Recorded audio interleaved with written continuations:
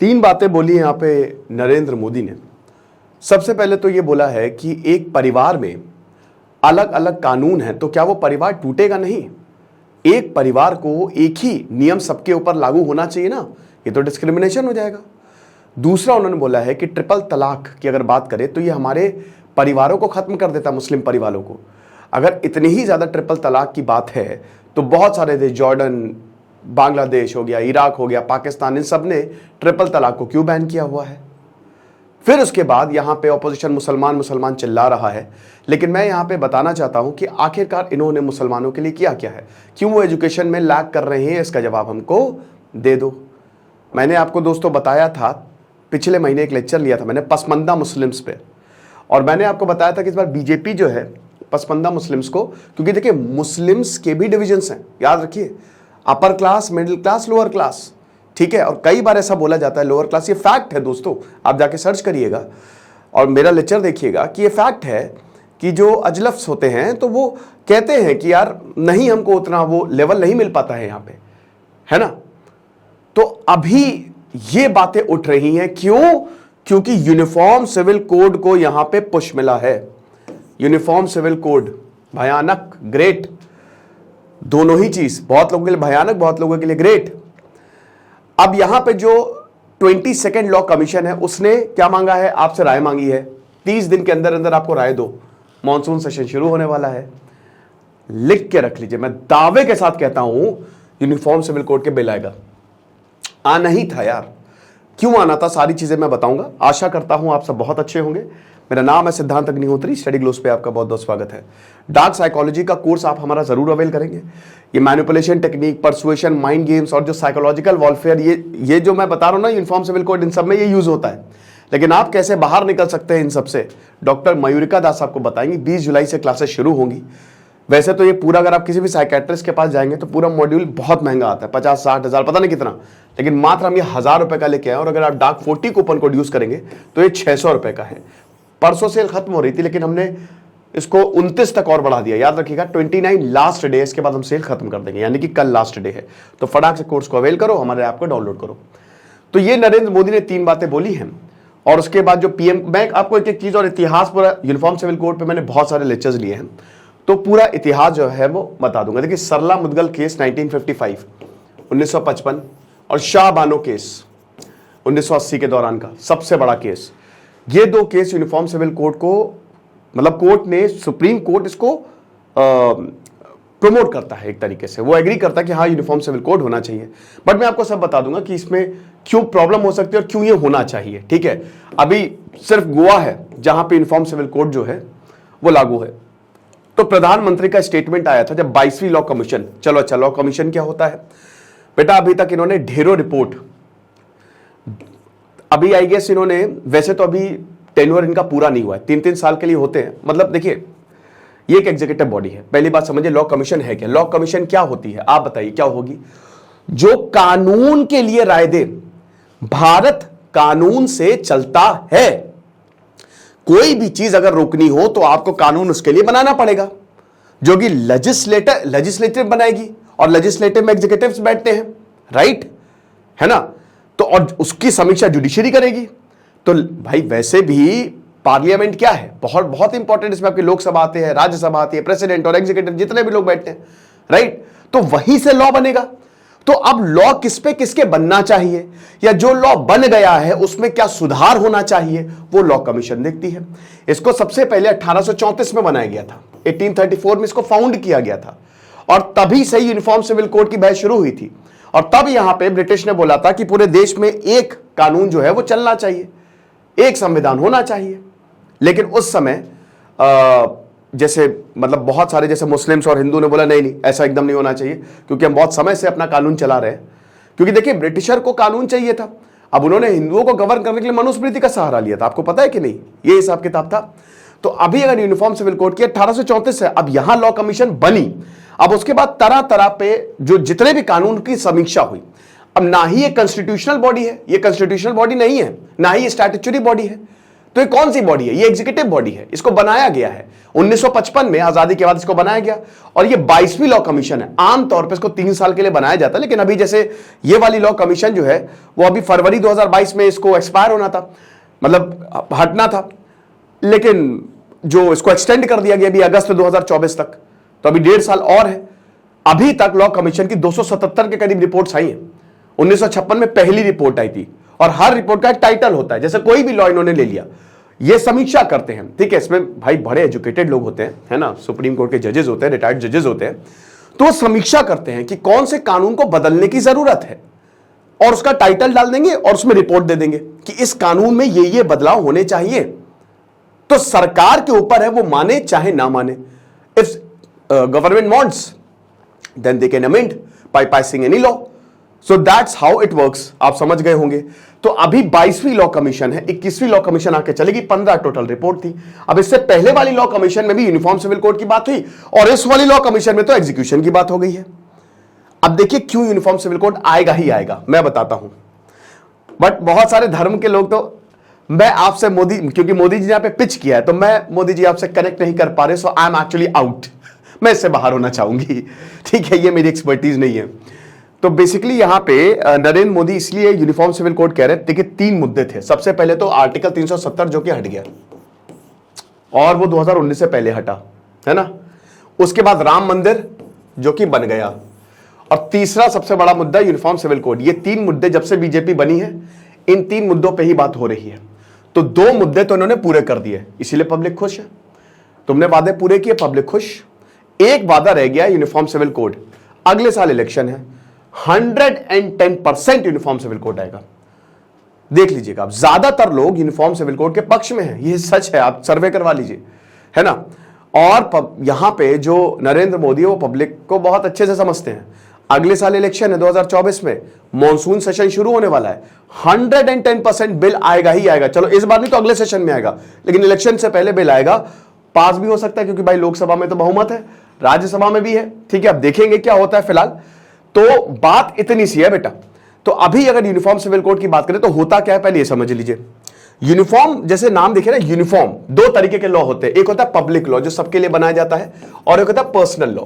Personal law जब मतलब जैसे मुस्लिमों का अपना पर्सनल लॉ है, मैरिज को लेकर, डाइवोर्स को, जैसे ट्रिपल तलाक जो है उसमें आता था, ठीक है, पर्सनल लॉ में आता था। हिंदुओं का अपना लॉ है। तो बेसिकली जो खुद के लॉज होते हैं पर्सनल, हम उस पर गवर्न हो रहे हैं, आप ज्यादा हस्तक्षेप ना करो, ठीक है, ये होता है। बट यूनिफॉर्म सिविल कोड क्या है? एक विधान एक संविधान, दैट्स इट।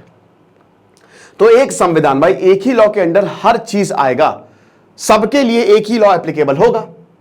उखाड़ना है जो उखाड़ लो, क्योंकि ये तो डिस्क्रिमिनेशन हो गया। तो UCC is the idea of having a common code of personal laws for the people of all religion. Bharat एक डाइवर्स कंट्री है। भारत में आपको हिंदू मिलेंगे, मुस्लिम्स मिलेंगे, क्रिश्चियंस मिलेंगे, जैन्स मिलेंगे, पारसीज मिलेंगे, पंजाबी सिख मिलेंगे, बुद्धिज्म। अबे भैया यहां यहूदी भी मिल जाएंगे आपको, हर कोई भारत में मिलेगा, हर कोई भारत आता है। तो उन सबके लिए एक ही लॉ हो। अब बेसिकली पर्सनल लॉ इनहेरिटेंस पे काम करता है। अब जैसे हिंदू सक्सेशन एक्ट, इसी लॉ के तर्ज पे काफी लॉ बनाए गए 1955 में जो आया। Marriage, special marriage act, divorce, triple तलाक, चाइल्ड कस्टडी, एलिमनी, ये सब इसमें आ गए कि इन सबको लेके अभी अलग अलग जो धर्म है उनमें पर्सनल लॉ है, लेकिन एक ही लॉ हो बेटा, समझ रहे हो ना, ये चीज है। तो भारत का जो पर्सनल लॉ है वो काफी कॉम्प्लेक्स है। अब देखिए प्रॉब्लम यही है, सबसे अच्छी क्या है भाई, सिंपल सी बात है, तुम एक कर दो चीजों को तो वैसे ही आधी प्रॉब्लम सॉल्व। बेटा इधर इधर क्या प्रॉब्लम है, वो बोलेगा सर मेरी ये प्रॉब्लम है, सबकी प्रॉब्लम मैं एक जगह कर रहा हूं। कॉम्प्लेक्स, जो कॉम्प्लेक्सिटी ना खत्म हो जाती है, इजी हो जाता है। यूनिफॉर्म सिविल कोड क्या करेगा, इजी कर देगा, एक ही लॉ चलना है। पर्सनल में अगर आप देखो, अब जैसे आप वेजेस की एक्ट की बात कर लो, या जो कॉन्ट्रैक्ट एक्ट है, या जो लेबर लॉज हैं, भारत में इतने लेबर लॉज है, हर एक राज्य के अपने लेबर लॉज है। अब उनको यूनिफाई करने में पसीने छूट जाएंगे, हालांकि कोशिश चल रही है, बहुत सारे लॉ को यूनिफाई किया है। तो ऐसे ही यहां पे पर्सनल लॉ को भी एक ही में कर दो तो कॉम्प्लेक्सिटी बढ़ जाए, मतलब कॉम्प्लेक्सिटी खत्म हो जाएगी। अभी पर्सनल लॉ काफी ज्यादा कॉम्प्लेक्स है। अब ये डिबेट जैसे जब से भारत आजाद हुआ तब से चली आई। B.R. अम्बेडकर सपोर्ट में थे, लेकिन बहुत सारे हिंदू भी और मुस्लिम भी बोला कि नहीं भैया अभी मत होने दो इसको लागू, अभी हमारे पर्सनली लॉ रखो। तो B.R. अम्बेडकर ने बोला कि चलो कोई बात नहीं, इसको DPSP में डाल दो, article 44, directive principle of state policy, कि जब होगा तब होगा। अभी कोई बात नहीं, अभी सबका साथ सबका विकास, सबके मान के चलनी है हमको, ठीक है। तो ये चीज है। तो अब वही है कि जो फॉर्म और शेप है इसको काफी ज्यादा डिबेट भी किया जाता है, संविधान में भी डिबेट किया जाता है। अब आपको पता ही है कि पार्ट 1 यूनियन टेरिटरीज 1 से 4, पार्ट 2 सिटीजनशिप 12 और पार्ट 3 आपका फंडामेंटल राइट्स 12 से 36, और उसके बाद शुरू होता है आपका डीपीएसपी पार्ट 4 37 से आपका 52 तक, ठीक है। ये आपका directive principle of state policy आता है। अब आपको पता है कि हमेशा फंडामेंटल राइट्स वर्सेस डीपीएसपी चलता रहता है ना। इंदिरा गांधी ने बहुत कोशिश की थी, एनीवे वो अलग टॉपिक है। तो आर्टिकल 44 क्या कहता है, आर्टिकल 44 से कहता है कि भाई देखो जो स्टेट है, ध्यान दीजिएगा, endeavour to secure for citizen a uniform civil code throughout the territory of India, shall endeavour यहां पे है, ठीक है। अब देखो ये होता क्या है, directive principle of state policy एक राम राज्य की बात करता है। इसमें जो भी चीजें हैं वो राम राज्य वाली हैं। लेकिन जब भारत आजाद हुआ तो हुई ये बात कि भाई देखो तुमने तो बोल दिया ये लागू कर दो, लेकिन क्या अभी राज्य सक्षम है? क्या उनके पास इतना पैसा है कि वो ये कर सके? नहीं। एक काम करते हैं, जब जिसके पास जितना पैसा होगा उस हिसाब से, जितना सक्षम हो जाएगा उस हिसाब से वो जो है वो directive principle of state policy जो है वो अपना एग्जीक्यूट करवाता रहेगा। कहने का मतलब ये है कि 5 बच्चे हैं और मैंने बोल दिया सुनो तुम अमीर बनोगे, तुमको इतना इन्वेस्ट करना है, तुम राजा बनोगे, तुमको ये करना है वो करना है। 5 बच्चे बोलेंगे अरे सर पापा कैसी बात कर रहे हो पापा, हम अभी इतने सक्षम नहीं है। हमने कहा जब सक्षम हो जाएंगे तब कर लेना, कोई बात नहीं, ये खाली मैं तुमको राय दे रहा हूं, ये तुमको निर्देश है, लेकिन तुमको करना जरूर है एक ना एक दिन। तो इसीलिए कभी भी डीपीएसपी जस्टिसिएबल नहीं होते हैं। कल को डीपीएसपी को लेके, क्योंकि बहुत सारे लॉज इंप्लीमेंटेड नहीं है, आप कोर्ट में नहीं जा सकते। फंडामेंटल राइट्स को लेके आप हाई कोर्ट में जा सकते हो, सुप्रीम कोर्ट में जा सकते हो, रिट्स लगा सकते हो, लेकिन डीपीएसपी को लेके देर आप कुछ नहीं कर सकते, क्योंकि पता है ना कि भाई अगर 44 को लेके आप चले जाते अभी तक कोर्ट में, जस्टिसिएबल होते, मतलब आप कोर्ट में चले गए तो आधे से ज्यादा लोग जेल में ही होते। तो पता था राज्य को, इसीलिए इसको directive principle of state policy में डाला कि राज्य को यह निर्देश है, और जब जैसे जैसे तुम्हारे सक्षम होते जाओगे वैसे वैसे करते जाना। अब आपको बता दूं कि वैसे तो डीपीएसपी के जितने भी प्रावधान हैं सब राज्यों में अवेलेबल हैं, जितने भी प्रावधान है वो किसी ना किसी लॉ के माध्यम से राज्य इंप्लीमेंट करवा ही रहा है। इनफैक्ट आर्टिकल 44 भी, यूनिफॉर्म सिविल कोड भी, जैसे अब इंडियन एविडेंस एक्ट हो गया, सीआरपीसी के बहुत सारे प्रावधान हो गए, सक्सेशन एक्ट हो गया, है ये, लेकिन अभी भी बहुत सारे प्रावधान नहीं है मैरिज को लेके, डाइवोर्स को लेके। तो अब वही जो है वो लागू करवाना है। अब गोवा जो है परफेक्ट एग्जांपल, लेकिन उसमें भी खामियां है, गोवा में भी खामियां है। ऐसा नहीं कि गोवा के यूनिफॉर्म सिविल कोड में भी खामियां है। वो 1939 को जो पुर्तगाली एक्ट था उसको कंटिन्यू कर रहे हैं।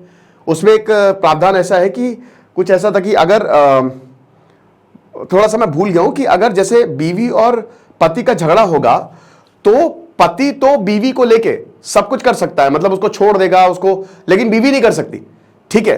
तो ये वहां वो भी परफेक्ट एग्जांपल नहीं है गोवा का भी, बट ये बात बिल्कुल सही है कि गोवा इकलौता ऐसा देश है, इकलौता ऐसा राज्य है जहां पे आपको यूनिफॉर्म सिविल कोड मिलेगा, ठीक है। तो आई होप आप यूनिफॉर्म सिविल कोड समझ गए होंगे। अब प्रीवियस लॉ कमीशन ने क्या बोला है, देखो भैया 2016 में जब ये लॉ कमीशन बनाई गई, 2019 में एक्सपायर हुई, 2019 को नहीं आई, तो मैंने बताया ना 2003 साल के लिए होती, 2022 को एक्सपायर होना था, बट 2024 तक इसको एक्सटेंशन मिल गया इलेक्शन तक मिल गया यार। सब यार देख रहे हो ना कि मतलब अगले साल इलेक्शन है, उससे पहले 9 राज्यों में इलेक्शन है, मजा आने वाली है, बहुत मजा आने वाली है। तो अभी 21st लॉ कमीशन में तकरीबन 16 के करीब रिपोर्ट थी, और उसमें एक रिपोर्ट थी title reforms of family law. अब इसको 31 अगस्त 2018 में पब्लिश किया था। अब इसने ये बोला, देखिए, reforming family laws across religion through amendments and codification of personal law to limit ambiguity in interpretation and application. कितनी बढ़िया बात बोली इन्होंने कि भाई अमेंड कर दो, जो पर्सनल लॉ है उसको चेंज करो, क्योंकि बहुत प्रॉब्लम्स है, क्लियर ही नहीं है, एम्बिग्विटी है, इट्स क्वाइट अनक्लियर, इंटरप्रिटेशन नहीं हो पाता है। तो इसीलिए भाई एक लॉ ले आओ, चेंज करो इसको।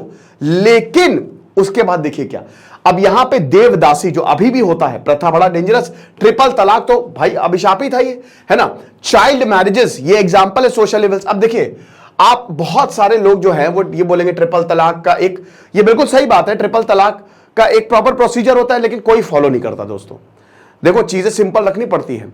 आप ज्यादा कॉम्प्लेक्स करोगे, लोगों को फर्क ही नहीं पड़ता, लोग नहीं फॉलो करेंगे, समझ रहे हो? तो इसीलिए कोई प्रोसीजर फॉलो नहीं करता, उनको बस तलाक तलाक तलाक दिख रहा है तो तलाक तलाक तलाक हो गया काम।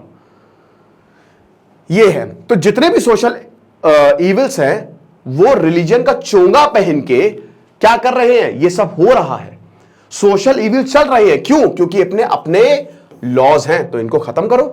तो ये तो ह्यूमन राइट्स के खिलाफ है और ना ही ये एसेंशियल है रिलीजन के लिए।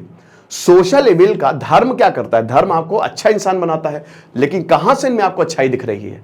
जहां इंसान जो है परेशान हो रहा है, औरतें परेशान हो रही, कौन सी अच्छाई इसमें दिख रही है? तो इनको चेंज करो। लेकिन यहां पे ये भी बोला कि जैसे संविधान में, अच्छा अब ये एक लिमिटेशन है कि संविधान भी आर्टिकल 14 और आर्टिकल 25 के अगेंस्ट जाता है।